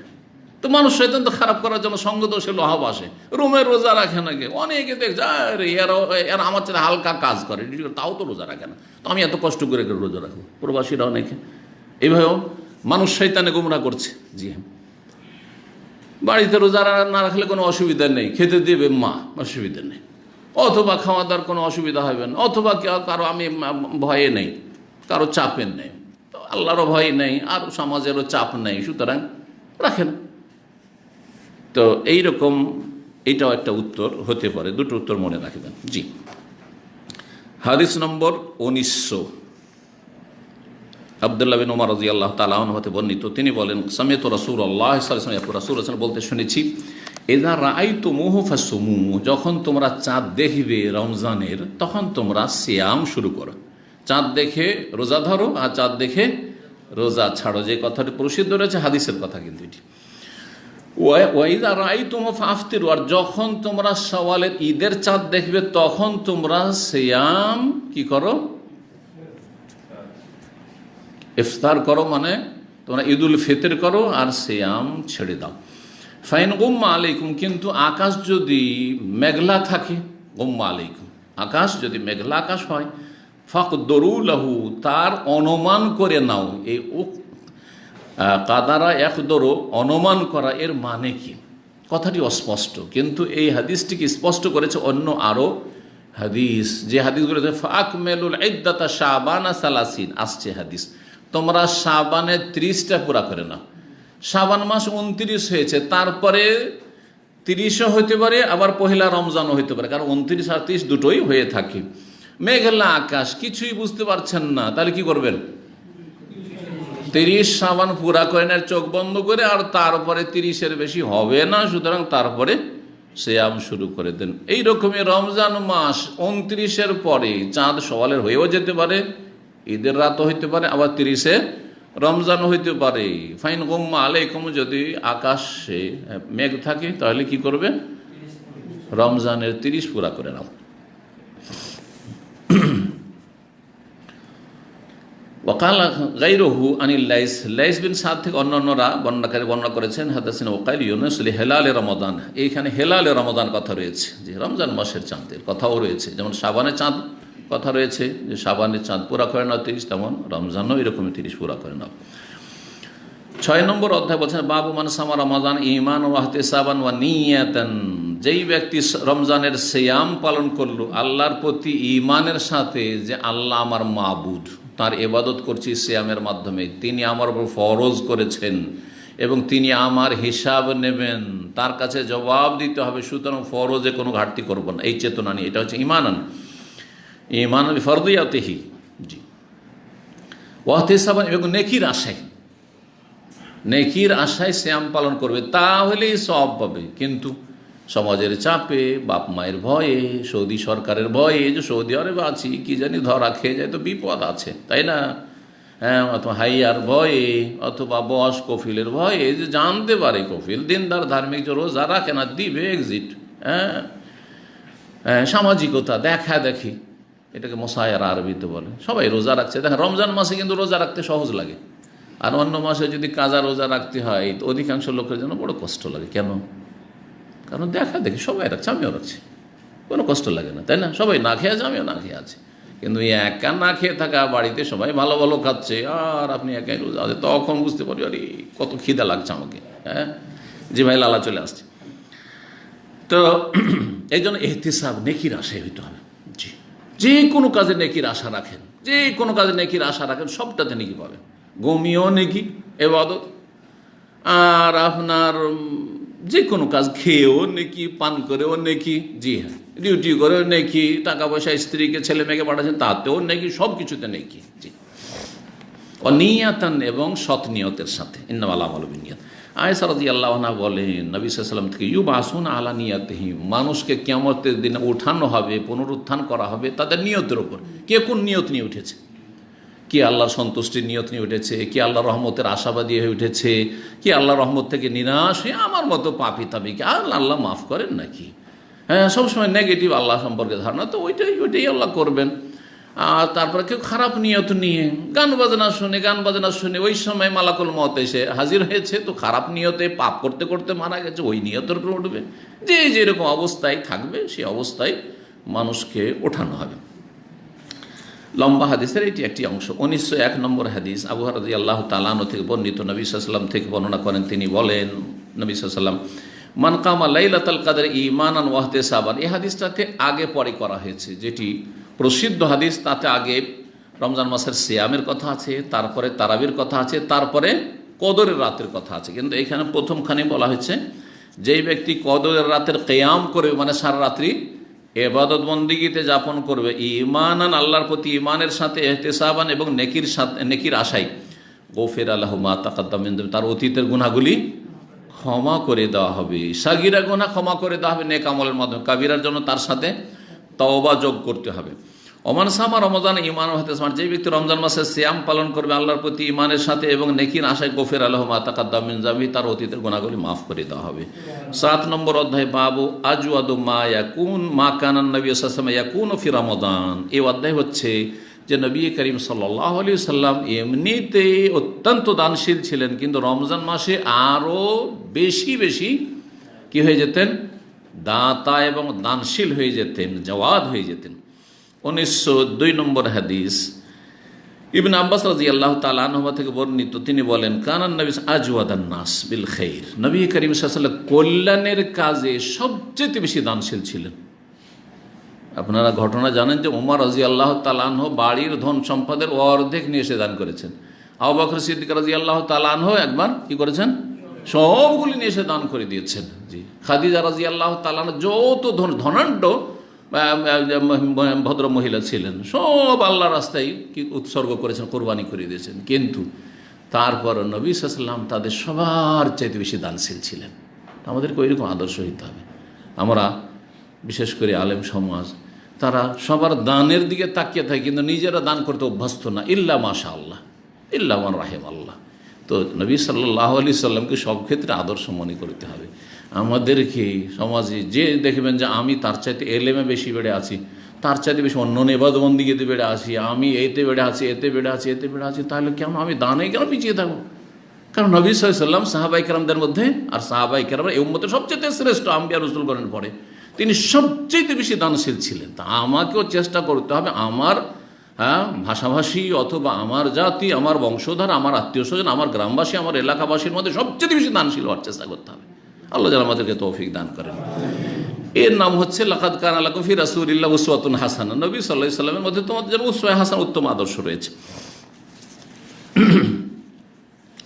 ওয়াকানা আজওয়াদা মা ইয়াকুনু ফি রমাদান, এমনিতে সারা বছর অত্যন্ত দানশীল ছিলেন, কিন্তু রমজান মাস হলে আরও বেশি দানশীল হয়ে যেতেন।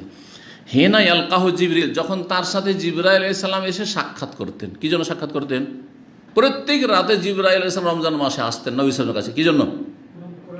কোরআন শোনার জন্য। কোরআনের আমাদের দেশের ভাষায় সেটাকে বলা হয় দৌড় করা, হেফজখানার ভাষায়। যারা হেফজখানায় পড়েছেন শুনেছেন এই ভাষা। আর এখানে বলা হয় মোরাজা। মোরাজা মানে হচ্ছে রিভাইজেশন।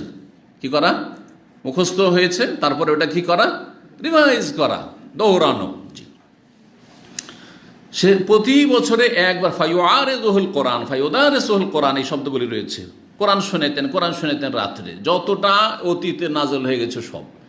শেষ বছরে, যেই বছরের পরে আর রমজান পানি রাসূলুল্লাহ সাল্লাল্লাহু আলাইহি সাল্লাম, সেই বছরে আরাযাহুল কোরআন মাররাতাইন, 2 খতম শুনিয়েছেন জিবরাইল আলাইহিস সালামকে।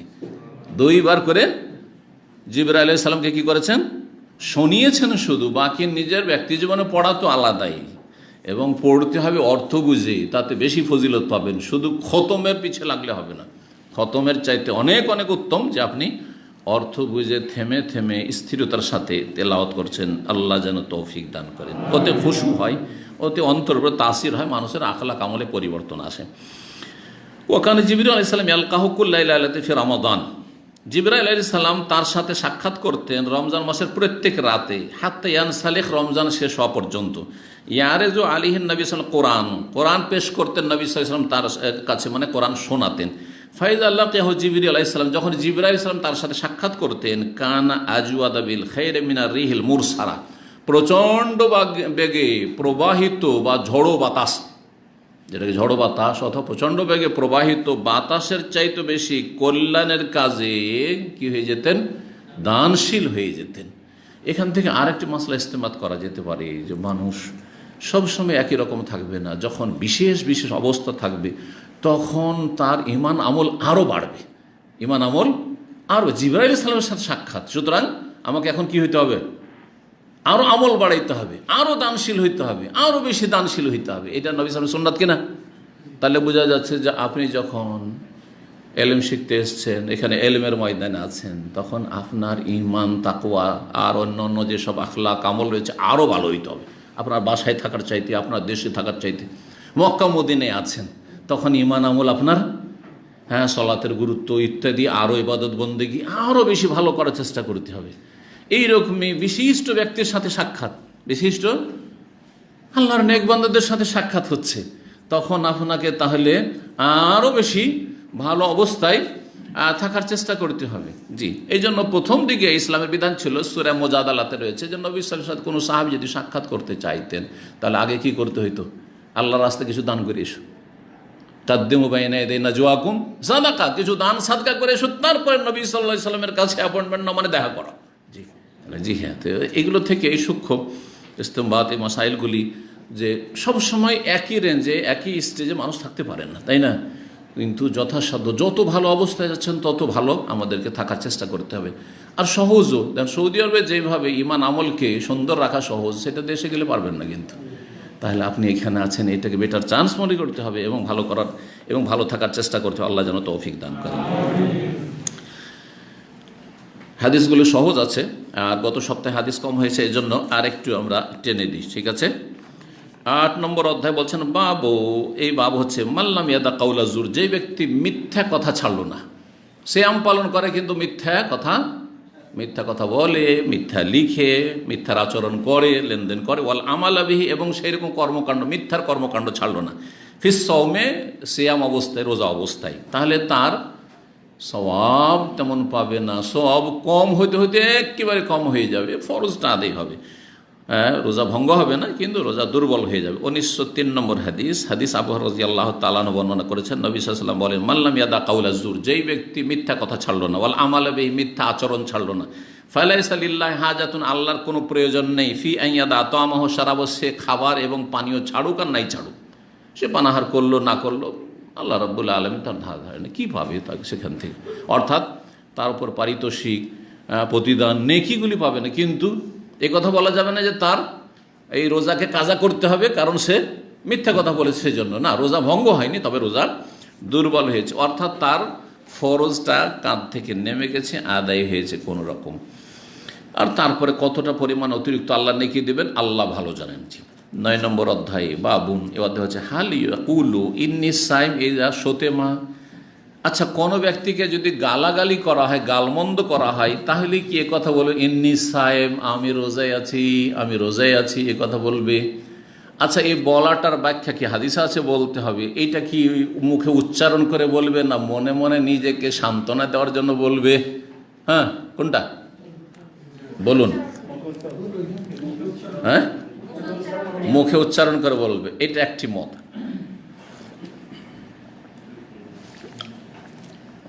মনে মনে তো মুখে উচ্চারণ করলে তো মনে মনে নিজেকে বলা হইল, দুটোই কাজ হয়ে গেল। তাহলে নিজেকেও বলা হইল যে আমি রোজায় আছি, সুতরাং লড়াই ঝগড়া করব না, গালির প্রতি উত্তর করব না, আর তার সাথে ওকে উচ্চারণ করে বলে দিল। আরেক দল ওলামায়ে কেরাম এই হাদিসের ভাষ্যে লিখেছেন যে না, নিজেকে সান্ত্বনা দেওয়ার জন্য, যাতে সে আবেগী না হয়ে যায়, রিয়াকশান দেখাতে না শুরু করে, তুই গাল দিবি আমি ছেড়ে দেবো না, আমি ইন্নি সাইম, মনে মনে বলে আমি রোজা আছি, ও গাল দেবে দীক্ষা, আমি কিছু বলবো না। ঠিক আছে, দুটোই ব্যাখ্যা করা হয়েছে। তবে মুখে উচ্চারণ করে বলতে হবে যে ভাই আমি রোজায় আছি, বলতে হবে না যে আমি রোজায় আছি গাল দিবেন না, দরকার নেই, গাল দিব, আল্লাহর ভয় থাকলে ও বিরত হয়ে যাবে।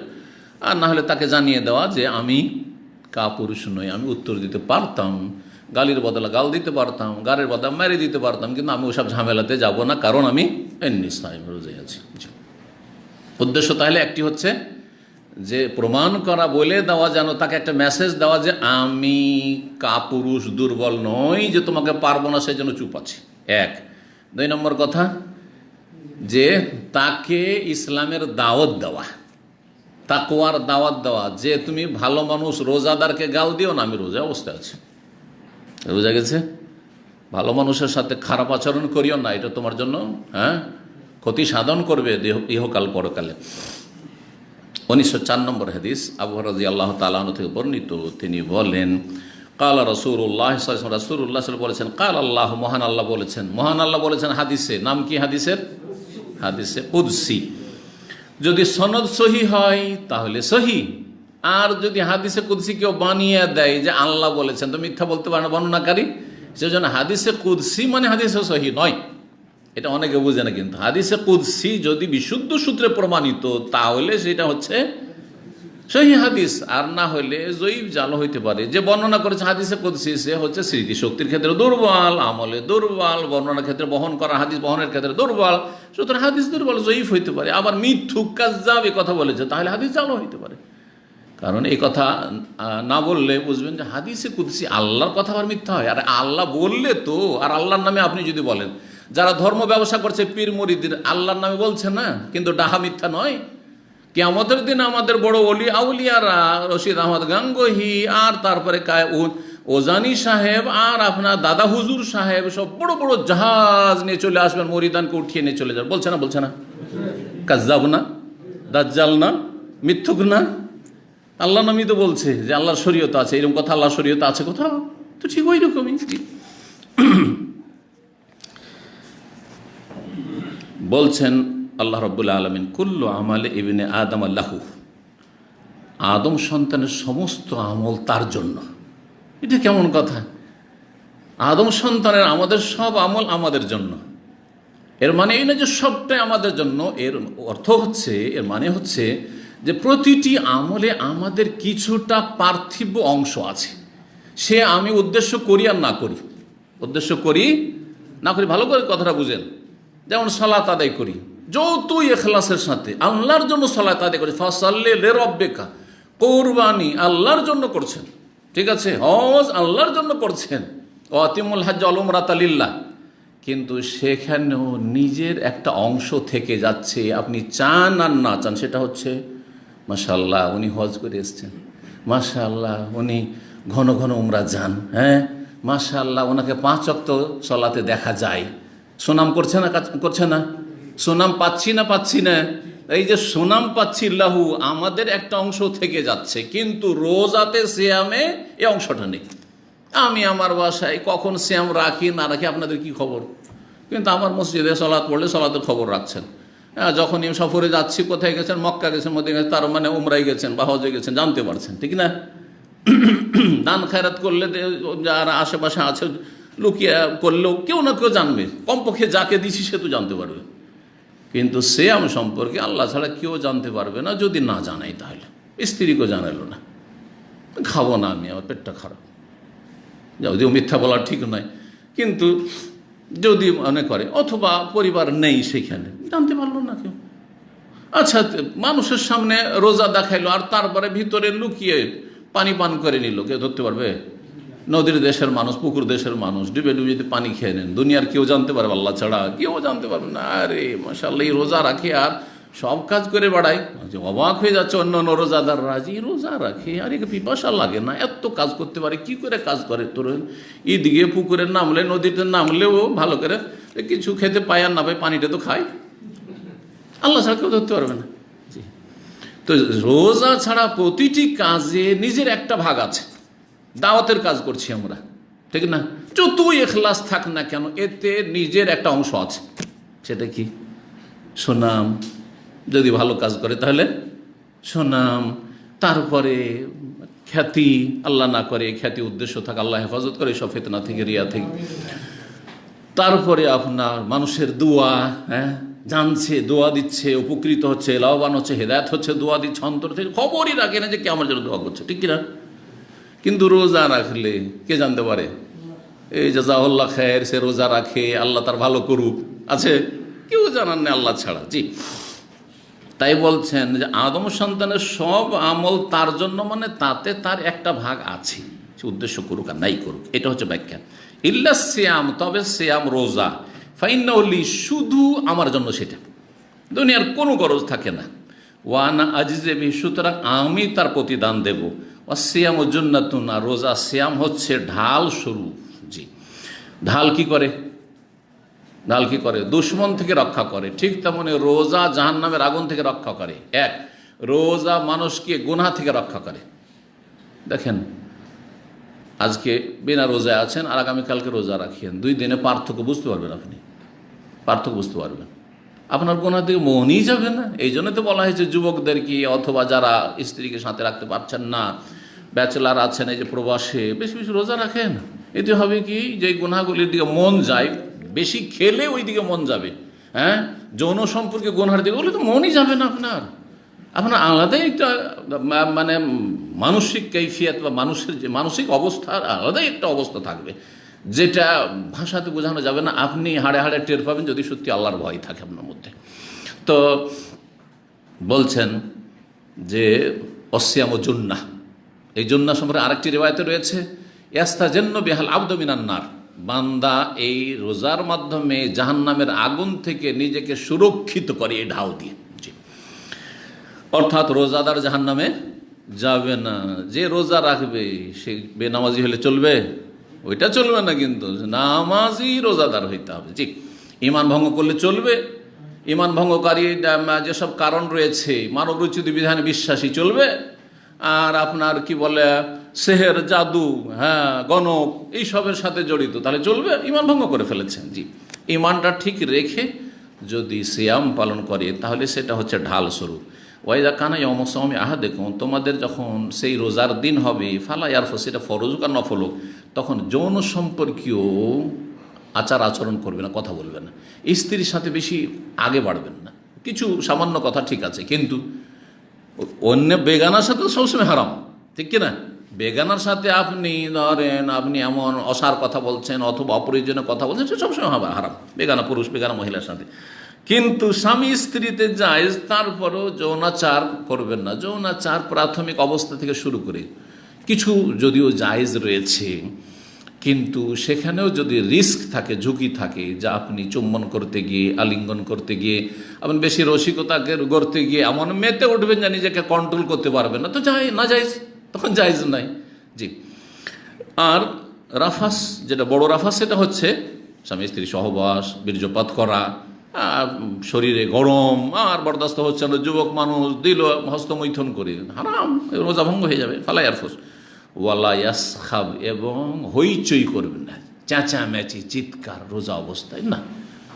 যারা কাজকর্ম করে, ফোরম্যান, সুপারভাইজার, বকাবকি যখন তখন, না না, রোজা অবস্থায় এগুলো করবেন না, উচ্চস্বরে কথা বলবেন না। ফাইন সাব্বাহু আহাদুন, কেউ যদি তাকে গাল দিয়ে দেয়, আও কাতালাহু, মারামারি করতে আসে, ফালিয়াকুল, তো বলবে, ইন্নী ইমরিউন সাইমুন, আমি রোজাদার মানুষ।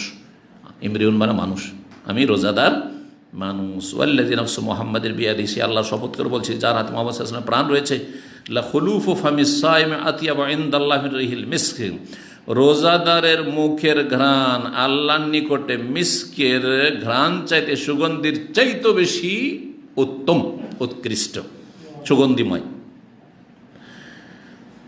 এই মুখের যে ঘ্রাণ রোজাদারের, এটা কি মুখকে খারাপ করে রাখতে হবে?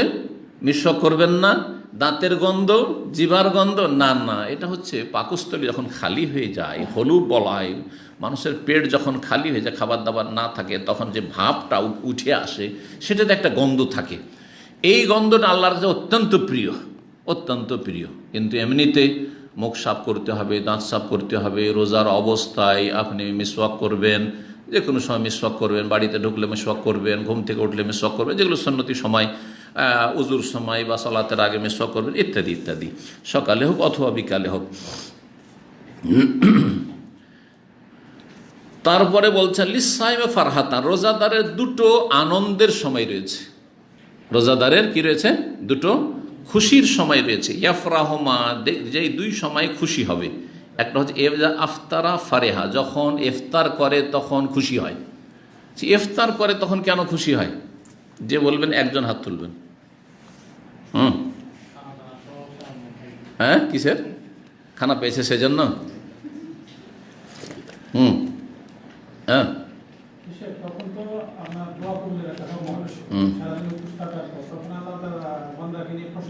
না তো খুশি কিসের? দোয়া তো সবসময় করতে পারি, তো কিসের খুশি? তাহাজ্জুদের সময় দোয়া হয় না, শুধু ইফতারির সময়।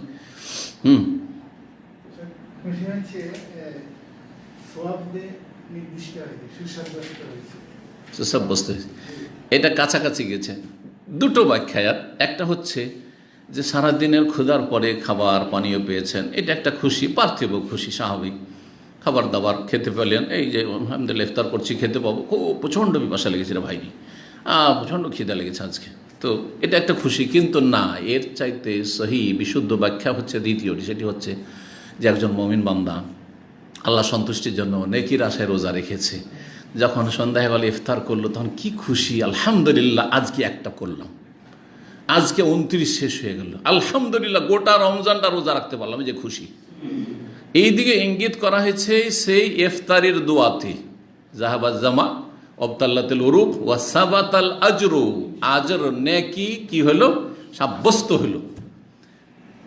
সূর্য ডুবলো, ইফতারটা করতে পারলাম, তাহলে না নেকি সাব্যস্ত হলো? আধা ঘন্টা আগেই যদি ছুটে যেত, 10 মিনিট আগে, 5 মিনিট আগেও যদি ছুটে যেত, যেন মহিলাদের মাসিক রাত তো গেল ওই দিনে, যদিও নাকি মহিলারা পেয়ে যাবে, অথবা যে কোনো কারণে আল্লাহ না করে অসুস্থ হয়ে গেল, অথবা গোমরা হয়ে গেল, অসুস্থ না গোমরা হয়ে গেল সারাদিন, আর দরকার নেই, হইতে পারে না, সব হইতে পারে, সব হইতে পারে। সুতরাং আলহামদুলিল্লাহ একজন মুমিন ব্যক্তি যখন রোজাটা কমপ্লিট করতে পারলো সন্ধ্যাবেলা, তখন কি খুশি, কি খুশি, আলহামদুলিল্লাহ একটা রোজা রাখলাম। ওয়াইদা লাকিয়া রাব্বাহু ফারিহা বিসওমি, আর যখন রবের সাথে সাক্ষাৎ করবে, আল্লাহর সাথে দেখা হবে, সেই দিন তার রোজার কারণে সে কি হবে? আনন্দ ভোগ করবে, খুশি হবে। কারণ এত মহাপুরস্কার পাবে, তার কল্পনাতে ছিল না যে এত আল্লাহ নেকি দিবেন, এত বড় মর্যাদা দিবেন রোজার। ওই যে আল্লাহর সাথে সাক্ষাতের সময় সে খুশি।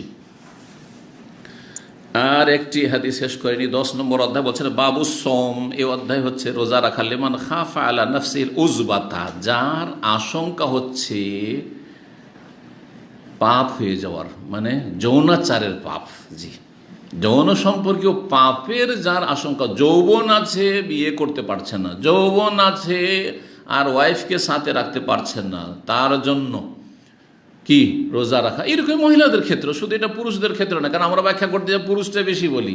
অনেক মহিলা আছে যেই মহিলা গুনাহ থেকে বাঁচতে পারে না, পুরুষের মতো সবাই একরকমের নয়। কোনো পুরুষের যৌন চাহিদা অনেক বেশি, আবার কোনো পুরুষের কম, কিন্তু কোনো কোনো মহিলা আছে তাদের যৌন চাহিদা অনেক বেশি, জি অনেক বেশি। তো এটা বাস্তব সত্য কথা। নর নারী, যেমন নারীদের আকর্ষণ রয়েছে নরের ওপর, নরের আকর্ষণ রয়েছে নারীর ওপর। আপনারা ভাবেন না যে শুধু আমাদেরই আকর্ষণ রয়েছে, ও মহিলা দেখলে চোখটা ওইদিকে যায়, শয়তান ওইদিকে দেখায়। মহিলাও আছে অধিকাংশ, কারণ আল্লাহ ওইভাবে সৃষ্টি করেছেন, ওইভাবে সৃষ্টি করেছেন, তাদেরও একটা আকর্ষণ আছে। কার দিকে? পুরুষের দিকে। এটা হচ্ছে প্রাকৃতিক বিষয়। তো এই রোজা গুনাহ থেকে বাঁচার জন্য, যৌন সম্পর্কীয় বা যৌনাচারের গুনাহ থেকে বাঁচার জন্য, যেমন নরের জন্য তেমনি নারীর জন্য, যাদের গুনার আশঙ্কা হচ্ছে, বিয়ে হচ্ছে না কোনো মহিলার, অথবা বিয়ে করতে পারছে না কোনো পুরুষ, স্ত্রী রাখতে পারছে না, স্বামীর সাথে থাকে না।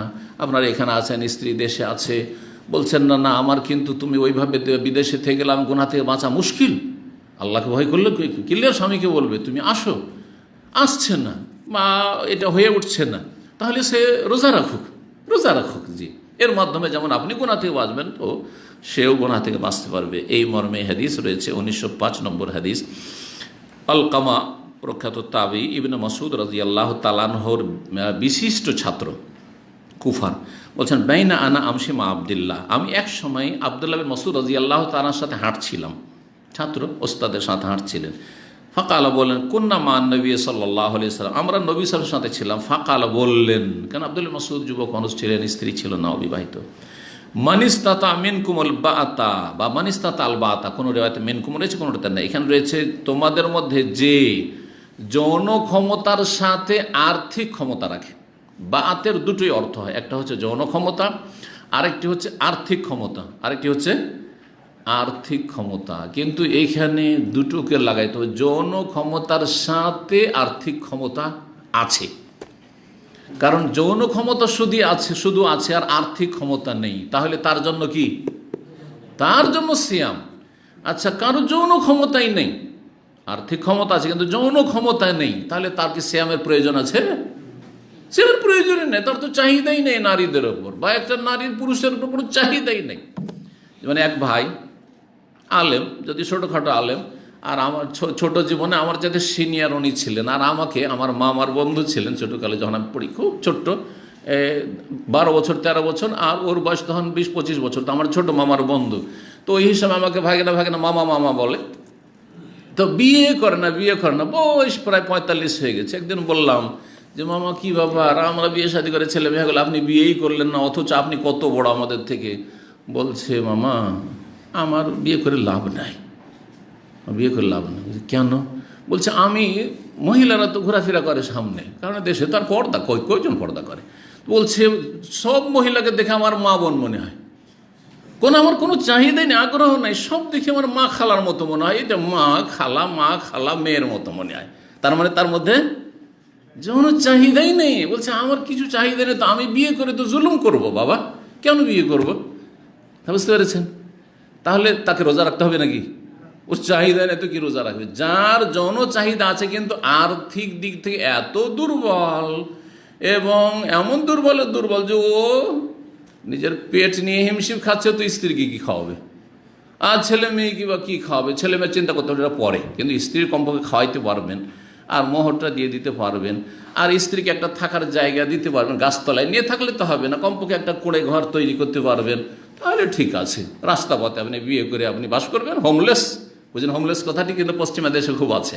পশ্চিমা দেশে আমরা বিশেষ করে আমেরিকা, কানাডা, এইসব দেশে হোমলেস লোক ওই আপনার কালভেটের নিচে, তো আপনার ওই বড় বড় যেসব আপনার ওভারব্রিজ রয়েছে, এইসব যে লোক মদখোর, নিশাখোর আর গাঁজাখোর, সব ওই হোমলেস ওইভাবে বাস করে। অথচ সরকার তাদেরকে বলছে তোমরা নেও, আবাসনের চেষ্টা করছে, কিন্তু না, ওই তাদের দুনিয়ার অশান্তির জীবন আর আখিরাতের অশান্তির জীবন। আল্লাহ রাব্বুল রক্ষা করে, আলহামদুলিল্লাহ। তো হাদিসটা শেষ করি। বলছেন যে নবী সাল্লাল্লাহু আলাইহি ওয়াসাল্লাম আমরা ছিলাম। কে বলছেন? ইবনে মাসউদ রাদিয়াল্লাহু তাআলা প্রখ্যাত সাহাবী বললেন, মানিস্তাতাল বাতা, তোমাদের মধ্যে যে যৌন ক্ষমতার সাথে আর্থিক ক্ষমতা রাখে। কতটা আর্থিক ক্ষমতা? পাকা বাড়ি হইতে হবে নাকি? 5 লাখ টাকার মালিক হইতে হবে না, কমপক্ষে একটা গরিবের ঘরের মেয়ে বিয়ে করার জন্য যে মোহরটা লাগে, আপনি যদি কোথাও পেয়ে যান 500 টাকায়, তাহলে ওইটাই আপনার আর্থিক সচ্ছলতা। 500 টাকাতে কেউ যদি মেয়ে দেয়, তাহলে অসুবিধা নেই, 500 টাকা মোহর হইতে পারে। আর যদি না দেয়, না 50,000-এর নিচে হয় না, তাহলে 50,000 কমপক্ষে হইতে হবে। জি। আর তারপরে আপনার একটা, যেমন বললাম যে একটা কমপক্ষে কাঁচা ঘর হলে একটা ঘর স্ত্রীকে নেশা রাখার মতো থাকতে হবে। জি। আর সেই ঘরে থাকতে যদি রাজি হয় যে আমি কুঁড়ে ঘরে থাকবো, অসুবিধা নেই, আপনি বিয়ে করে নিয়ে আসেন, সেটা আপনার সচ্ছলতা, শক্তি। তো যার আর্থিক সচ্ছলতা আছে যৌন ক্ষমতার সাথে সাথে, ফালিয়াতা জাওয়াজ, সে যেন অবশ্যই বিয়ে করে। বিয়ে করা হুকুম, এর আগে বলে দিচ্ছি। কে বলতে পারে সংক্ষেপে? বিয়ে করার হুকুম একজন সাধারণ অবস্থায়, নর্মাল অবস্থায়, কি যুবক যুবতীর জন্য বা যে কোনো পুরুষ নারীর জন্য সুন্নাতে মুআক্কাদা, ঠিক। আর যদি গুনহার আশঙ্কা থাকে বিয়ে না করলে, তাহলে তখন ফরজ, গুনাহ থেকে বাঁচা যেহেতু ফরজ। যদি যৌন ক্ষমতাই না থাকে একেবারে, তাহলে কিছু আলেমারা বলেছেন তারপরে বিয়ে করতে পারে, কিন্তু এই মতটি পছন্দ না আমার কাছে, কারণ সে জুলুম করবে। আপনি বিয়ে করে আপনি স্ত্রীর হক আদায় না করতে পারলে সে স্ত্রী হয় বিভিন্ন রোগে আক্রান্ত হয়ে যাবে, আর না হইলে সে পাপে লিপ্ত হয়ে যাবে, ভিতর ভিতর সে জেনার পাপে পরকীয়া প্রেমে লিপ্ত হয়ে যেতে পারে। আপনি তাকে গুনাহ থেকে বাঁচাইতে পারলেন না, তো জুলুম করলেন আপনি। জি, সুতরাং এরকম অবস্থায় জায়েজ নয়। জি, তো আমাদের দেশের মানুষরা বিয়ে করা ফরজ বলে, এটা হচ্ছে মূর্খদের ফতুয়া। ঢালাওভাবে বিয়ে করা এটা ফরজ কাজ বাকি আছে না, ফরজ কাজ বাকি নেই। আপনার অবস্থা যদি ফরজ করে তাহলে ফরজ, না হলে সুন্নাতুল আম্বিয়া, এটা হচ্ছে আম্বিয়া রসুলগণের সুন্নাত বলা হচ্ছে। জি, আল্লাহ কোরআনে বলেছেন বিয়ে করে নাই যেন শক্তি থাকলে ফাইন্নাহু আগাদ্দু লিল বাসার। কেন বিয়ে করলে কি হবে? দৃষ্টি শক্তি অবনমিত হবে, দৃষ্টি চোখ নিচে নেমে যাবে, আর এদিক সেদিক তাকাইতে মন করবে না। আমার ঘরেই তো আছে, যেটা রাস্তাঘাটে দেখছি, দেখে লাভটাকে ফেল ফেল করে তাকিয়ে তাহলে শেষে কিছুই পেলাম না, আর অশান্তি ছাড়া কিছুই পেলাম না। তো ঘরেই তো আমার আছে, হ্যাঁ, প্রয়োজন আছে করে ঘরে চলে যান। জি, চোখ নিচে হয়ে যাবে। ও আহসানুল ফরজ, আর লজ্জা স্থানের জন্য অধিক সুরক্ষাকারী হবে, লজ্জা স্থান হেফাজতে থাকবে, আর কোনো যৌন সম্পর্কে পাপ হবে না, হস্তমিথুন হবে না, সমকামিতা হবে না, তারপরে ব্লু ফিল্ম দেখা হবে না। একবারে নোংরা চরিত্রহীন হইলে দেখবেন, আর ব্লু ফিল্মকে তার ঘরে স্ত্রী ব্লু ফিল্ম আছে, কেন ব্লু ফিল্ম দেখতে যাবে? হ্যাঁ, জি, আহসানুল ফরজ, লজ্জা স্থানের হেফাজত অধিক হেফাজত করবে। অমাল্লাম ইয়াস্তাতি, আর কেউ যদি সক্ষম না হয়, কিসের সক্ষম না হয়?